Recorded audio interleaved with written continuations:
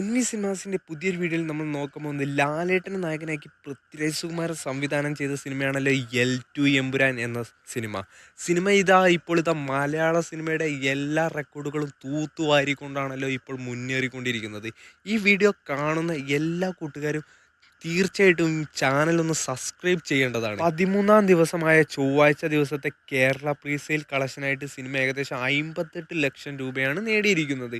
അപ്പോൾ ഇന്നു സിനിമയ്ക്ക് കേരള ബോക്സ് ഓഫീസിൽ 1,30,00,000-ത്തിനടുത്ത് കളക്ഷൻ ഉണ്ടാകുമെന്ന് ഇപ്പോൾ ഉറപ്പാക്കപ്പെട്ടിരിക്കുകയാണ്.